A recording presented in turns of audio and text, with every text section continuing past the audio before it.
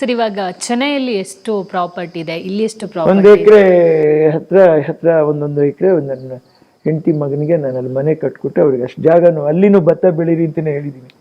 ಆ ಅಮ್ಮನಿಗೆ ಅದು ಭಾರಿ ಇಷ್ಟ, ಮಾಡ್ತಾರೆ. ಮಾಡಿಬಿಟ್ಟು ವಿಡಿಯೋ ಹಾಕಿ ತೋರಿಸ್ತಾರೆ ನನಗೆ ಈ ಥರ ಮಾಡಿದ್ದೀನಿ, ಏನು ಔಷಧಿ ಹಾಕ್ಬೇಕು ಅಂತ ಕೇಳ್ತಾರೆ, ಎಲ್ಲ ಹೇಳ್ತೀನಿ ನಾನು. ಮನೆಗೆ ಅಲ್ಲಿ ಬಂದಿದ್ದೀನಿ. ಏನಿದೆ ಸರ್ ಆ ಪ್ರಾಪರ್ಟಿಯಲ್ಲಿ, ಏನೇನಿದೆ? ಅಲ್ಲಿನೂ ಎಲ್ಲ ಇಲ್ಲಿ ಬೆಂಗಳೂರಲ್ಲಿ ಬೆಳೆದಿರುವಂತಹ ಹಣ್ಣು ಹಂಪಲು ಗಿಡ, ತೆಂಗಿನ ಗಿಡ, ಭತ್ತ ಒಂದು ಸೈಡ್, ಇನ್ನೊಂದು ಸೈಡ್ ಇವರಿಗೆ ಮನೆ. ಸುತ್ತಲೂ ನಿಮಗೆ ಲೇಔಟ್ ಬರುತ್ತೆ. ಒಂದು ಕಡೆ ಡಾಕ್ಟರ್ ಲೀಲಾ ಅವೆನ್ಯೂ ಬರುತ್ತೆ, ಇನ್ನೊಂದು ಕಡೆ ಡಾಕ್ಟರ್ ಲೀಲಾವತಿ ಗಾರ್ಡನ್ಸ್ ಅಂತ ಅವರು ಬೇರೆಯವರು ಒಂದು ಗ್ರೂಪ್ ಮಾಡಿದ್ರು. ನಾನು ಈ ಕಡೆ ಇನ್ನೊಂದು ಪೀಸ್ ಹಾಗೆ ಇಟ್ಟಿದ್ದೀವಿ ನಾವು. ಸೊ ಟೋಟಲ್ 3 ಏಕರ್ಸಲ್ಲಿ 1 ಎಕರೆ ಇವರಿದ್ದಾರೆ, 1 ಎಕರೆನಲ್ಲಿ. ಅವನಲ್ಲಿ 2 ಎಕರೆ ನಿಮ್ಮ ಇದರಲ್ಲೇ ಇದೆ ಅಲ್ಲ ಸರ್? ಹೌದೌದು, 3 ಎಕರೆನೂ ನಮ್ಮ ಹದ್ಬಸ್ತಲ್ಲೇನೆ. ಅದರಲ್ಲಿ ನಾವು ಪ್ಲಾಟ್ ಮಾಡಿ ಸೇಲ್ ಮಾಡ್ತಾ ಇದೀವಿ, ಇನ್ನು ಉಳಿದಿದ್ದು ನಾವು ಇಟ್ಕೋತೀವಿ. ಓಕೆ ಸರಿ, ಇಲ್ಲಿ ಮತ್ತೆ ಅದನ್ನ ಯಾವ ರೀತಿ ಬ್ಯಾಲೆನ್ಸ್ ಮಾಡ್ತೀರಾ ನೀವು? ಅಲ್ಲಿಂದ ತಗೊಂಡ್ಬಂದಿದ್ದೆ ಬ್ಯಾಂಕಲ್ಲಿ ಡೆಪಾಸಿಟ್ ಹಾಕ್ಬಿಡ್ತೀನಿ ನಾನು. ಡೆಪಾಸಿಟ್ ಆಗಿದ್ರೆ ಬಡ್ಡಿ ಬರುತ್ತೆ, ಅದಕ್ಕೆ 10% TDS ಆಗುತ್ತೆ. ಉಳಿದಿದ್ರಲ್ಲಿ ನಾನು ಜನಗಳಿಗೆ ಸಂಬಳನೂ ಕೊಟ್ಕೊಂಡು ವ್ಯವಸಾಯನೂ ಮಾಡಿಕೊಂಡು, ವ್ಯವಸಾಯದ ಆದಾಯ ಸ್ವಲ್ಪ ಅಮ್ಮವ್ರದ್ದು ಇದಕ್ಕೆ ಸ್ವಲ್ಪ ಶಾರ್ಟೇಜ್ ಬರೋಕ್ಕೆ ಸ್ಟಾರ್ಟ್ ಆಯ್ತು ನನಗೆ. ಮ್ಯೂಚುವಲ್ ಫಂಡಿಂದ ಒಂದು 7-8 lakhs ಸಡನ್ ಆಗಿ ಬೇಕಾಯ್ತು, ಇಮಿಡಿಯೇಟ್ ತೆಗೆದೆ ನಾನು. ಅಂದರೆ ಅಲ್ಲಿ ಬಂದಿರೋ ಪ್ರಾಫಿಟ್ ತೆಗೆದೆ. ಹೆಂಡತಿ ಮಗ ಅಂತ ಒಬ್ರು ಇದ್ದಾರೆ. ಸೊ ನೀವು ಇಲ್ಲಿರ್ತೀರ, ಅವ್ರು ಅಲ್ಲಿರ್ತಾರೆ. ಸೊ ಯಾವತ್ತಾದ್ರೂ ಬೇಜಾರು ಮಾಡ್ಕೊಂಡಿದ್ದಾರ? ಅಪ್ಪ ಆಗತ್ತೆ, ನಾನು ಸಮಾಧಾನ ಹೇಳ್ತೀನಿ. ಇವನ ಜವಾಬ್ದಾರಿ ಮಗನಿಗೆ ಹೇಳಿದೆ ನಾನಿಲ್ಲಿ. ನಾನು ನನ್ನ ತಾಯಿನ ನೋಡ್ಕೊಂಡೆ ಕಣೋ, ನೀನು ನಿನ್ನ ತಾಯಿನ ನೋಡ್ಕೊಳ್ಳೋ. ಪಾಪ ಅವನಿಗೆ ಚಿಕ್ಕ ವಯಸ್ಸು, ಅಮ್ಮ ಅಳ್ತಾರೆ, ಅದನ್ನೇ ಸಮಾಧಾನ ಮಾಡು. ನಮ್ಮಮ್ಮ ಹತ್ತಾಗ ನಾನು ಸಮಾಧಾನ ಮಾಡಿದ್ದೀನಿ, ಮಾಡು ಅಂತ ಹೇಳ್ತೀನಿ ನಾನು ಅವನಿಗೆ. ಪಾಪ ಮಾಡ್ತಾನೆ, ಒಳ್ಳೆ ಹುಡುಗ.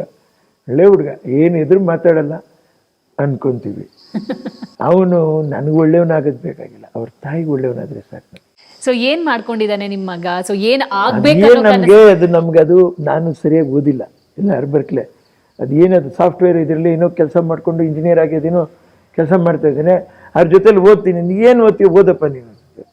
ಓಕೆ, ಸೊ ಮುಂದೆ ಏನಾಗ್ಬೇಕನ್ನೋ ಒಂದು ಆಂಬಿಷನ್ ಇದೆ ಅವನಿಗೆ. ಅವನು ವಿದ್ಯಾವಂತನಾಗಿ ಒಂದು ಸಂಬಳ ತಗೊಂಡು ಸಂಸಾರ ಮಾಡಿಕೊಂಡು ಏನೋ ಅವ್ರು ನಮಗೆ ಆದರೆ ಇದನ್ನು ಬ್ಯಾಲೆನ್ಸ್ ಮಾಡೋಕ್ಕೆ ಅವನು ಬೇಕು.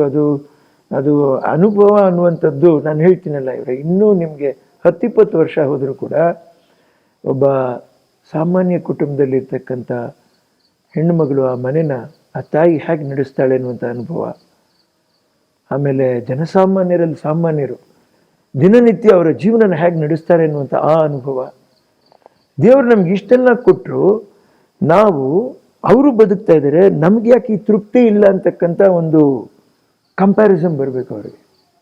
ಅಮ್ಮ ನನಗೆ ಅದು ಹೇಳೋರು, ಅವ್ರಿಗೆ ಎಷ್ಟಿದೆ, ನಿನ್ಗೆ 2-3 ಗಾಡಿ 4-5 ಗಾಡಿ ಇಷ್ಟನ್ನು ಇಟ್ಕೊಂಡು ಅವ್ನು ಮುಂದೆ ಗಾಡಿ ನೋಡತ್ತೆ ನೋಡಿ, ಎಷ್ಟು ಸಂತೋಷವಾಗಿದ್ದೇನೆ. ನೀನು ಇದೊಂದು ಕೆಟ್ಟೋದು, ಇದು ಯಾಕೋ ಸರಿ ಇಲ್ಲ ಅಂತ ಅಲ್ಲಿರ್ತೀಯ, ಅದು ಸರಿ ಇಲ್ಲ ಅಂತ ಇಲ್ಲಿರ್ತೀಯ, ನಿಂದು ಏನಾಗೋಗುತ್ತೆ ಗೊತ್ತೇನೋ, ಜೀವನ ಕಷ್ಟ ಆಗೋಗುತ್ತೆ ಕಂದ ಅಂತಂತ ಹೇಳ್ಬಿಟ್ಟು ಹೇಳೋರು. ಆ ತೃಪ್ತಿ ಬರ್ಬೇಕು ನಮ್ಗೆ, ಅವ್ರನ್ನ ನೋಡಿ ನಾವು ತೃಪ್ತಿ ಪಟ್ಕೊಳ್ಳೋದು ಕಲ್ತ್ಕೋಬೇಕು. ಅದು ಅವನಿಗೆ ಬರುವಂಥ ಪರಿಸ್ಥಿತಿ ಬಂದಾಗ ಅವನಿಗೆ ವಿಲ್ ಬಿ ಆಲ್ ರೈಟ್, ಎಲ್ರಿಗೂ ಬರ್ಬೇಕು. ಸರ್, ಇವಾಗ ಅತ್ತೆ ಮತ್ತು ಲೀಲಾವತಿ ಅವರು ಮತ್ತೆ ನಿಮ್ಮ ಹೆಂಡತಿ ಬಾಂಧವ್ಯ ಹೆಂಗಿತ್ತು, ಅವರ ಕೋಆರ್ಡಿನೇಷನ್ ಹೆಂಗಿತ್ತು? ಚೆನ್ನಾಗಿತ್ತು. ಈಗ ನೋಡ್ರಿ, ನನ್ನ ತಾಯಿಯವ್ರಿಗೆ ನನಗೆ ಅಷ್ಟೊಂದು ಅವಕಾಶಗಳು ಬರಲಿಲ್ಲ ಚಿತ್ರರಂಗದಲ್ಲಿ. ಬಂದಿದ್ದ ಸಮಯದಲ್ಲಿ ಒಂದು 50,000, 1 ಲಕ್ಷ ಅಥವಾ 2 ಲಕ್ಷ ಜಾಸ್ತಿ ನಾನು ತೊಗೊಂಡಿರ್ಬೋದು ಸಿನಿಮಾ ಪೇಮೆಂಟ್ ಅಷ್ಟೇ. ಅದು ಸಂಪಾದನೆ ಮಾಡಿದ್ದು ಕಮ್ಮಿನೇ. ಈ ಪರಿಸ್ಥಿತಿಯಲ್ಲಿ ತಮಿಳ್ನಾಡಿನ ಜಾಗ ಬಿಕೋ ಅಂತ ಇರೋದಲ್ಲಿ, ಸೊ ಅಲ್ಲಿ ಮನೇನೂ ನಾವು ರೆಡಿ ಮಾಡಿಸಿ ಎಲ್ಲ ವ್ಯವಸ್ಥೆ ಮಾಡಿಸಿ, ನೀನು ಅಲ್ಲಿರು, ಮಗನಲ್ಲಿ ಓದಿಸು, ನನ್ನ ಮೊಮ್ಮಗ ಚೆನ್ನಾಗಿ ಓದ್ಬೇಕು. ಯಾಕಂದರೆ ಇಲ್ಲಿ ಅಜ್ಜಿ ಮುಂದೆ ಅಜ್ಜಿ ಸಾಕಿದ ಮೊಮ್ಮಗ ಥರ ಆಗ್ಬಾರ್ದು ಅವನು. ಹಾಗೆ ಅವ್ರಿಗೆ ಭಾವನೆ ಬಂದು ಅವ್ರು ಏನು ಮಾಡಿದ್ರು, ತಮಿಳ್ನಾಡಿನಲ್ಲಿ ಓದ್ದ. ಆಮೇಲೆ ಅಲ್ಲಿ ಆಸ್ತಿನೂ ಅವ್ರು ನೋಡಿಕೊಂಡ್ರು, ಪಾಪ ನೋಡಿಕೊಂಡ್ರು. ಇನ್ನು ಬೇರೆ ಇನ್ಯಾವ ದುಡ್ಡಲ್ಲಿ ನಾವು ಇದನ್ನು ಮಾಡೋಕ್ಕೆ ಸಾಧ್ಯ? ಅದೇ ದುಡ್ಡೇನು ಮಾಡಿ, ಆಕೆನೂ ಪಾಪ ಮಹಾತ್ಯಾಗ ಮಾಡಿದ್ದಾಳೆ ಅಮ್ಮನು. ಪಾಪ ಎಲ್ಲರೂ ಇಲ್ಲಿ ನನ್ನ ಜೊತೆಲಿರುವಂಥ ನೋಡಿ, ಈಗ ನನ್ನ ತಾಯಿಯವ್ರನ್ನ ನೋಡಿಕೊಂಡ್ರು, ಈಗ ಅಮ್ಮ ಅಲ್ಲಿ ನೋಡ್ಕೋಬೇಕು, ಇಲ್ಲಿ ಬಂದು ಅಲ್ಲಿ ಹೋಗುವಾಗಿಲ್ಲ, ಮಗನ ನೋಡ್ಕೊಂಡು ಒಂದು ಅಡುಗೆ ಮಾಡಿ ಬಡಿಸೋರು ಯಾರೂ ಇಲ್ಲ. ಹಾಗಾಗಿ ಅವ್ರು ಅಲ್ಲೇ ಇದ್ರು. ಇಲ್ಲಿರೋ ಜನ ಪಾಪ ಇಲ್ಲಿ ನಮ್ಮಮ್ಮನ ನೋಡ್ಕೊಂಡ್ರು. ಇನ್ನೊಂದು ಸ್ವಲ್ಪ ಗೌರಮ್ಮ, ಸುನಂದಮ್ಮ, ಭೈರತ್ನ ಇವರೆಲ್ಲ ಸೇರ್ಕೊಂಡು ಪಾಪ ಜೊತೆಲೇ ಇರೋರು, ಅಮ್ಮನ ಜೊತೆಲಿ ಇದನ್ನು ನೋಡ್ಕೊಳ್ಳೋರು ಪಾಪ ಅವರು. ಎಲ್ಲರೂ ಅಂದರೆ ನನ್ನ ಹೆಂಡತಿ ದೊಡ್ಡ ಸಪೋರ್ಟ್ ನನಗೆ ನಿಜವಾಗ್ಲೂ. ಅಮ್ಮ ಅಲ್ಲಿದ್ದು ಪಾಪ ಅಮ್ಮ ಸಹಿಸ್ಕೊಂಡು ಜೀವನನ, ಇಲ್ಲ ಈ ಮಗನ ನಾನು ಬೆಳೆಸ್ತೀನಿ. ಬೆಳೆಸೋದು ಆಕಾಶದ ಎತ್ತರಕ್ಕೆ ಅಂತ ನಮ್ಮನಿಗೆ ಹೇಳಿದ್ರು. ಅಮ್ಮ ನನಗೆ ಅವ್ನು ಎಷ್ಟು ಓದ್ತಾನೋ ಅಷ್ಟು ಓದಲಿ ಕಣಪ್ಪ, ನೀನು ಓದಲಿಲ್ಲ, ಅವ್ನು ಓದ್ತಾ ಇದ್ದಾನೆ ಓದಲಿ, ಅದಕ್ಕೆ ನೀನು ದುಡ್ಡು ಖರ್ಚು ಮಾಡಿದರೆ ಇರ್ಬೇಡ ನೀನು ಅಂತ ಹೇಳ್ಬಿಟ್ಟು ಹೇಳಿದ್ರು ನನಗೆ ಅಮ್ಮ. ಅದಕ್ಕೆ ನಾನು ಹೇಳಿದ್ದೀನಿ, ಅವನೇನು ಓದ್ತಾನೋ ಓದಲಿ, ಅವ್ನಿಗೆ ನಾನು ಏನು ಬೇಕೋ ಅದು ಅಮ್ಮ ಹೇಳಿದ್ದಾರೆ, ನಾನು ಮಾಡ್ತೀನಿ.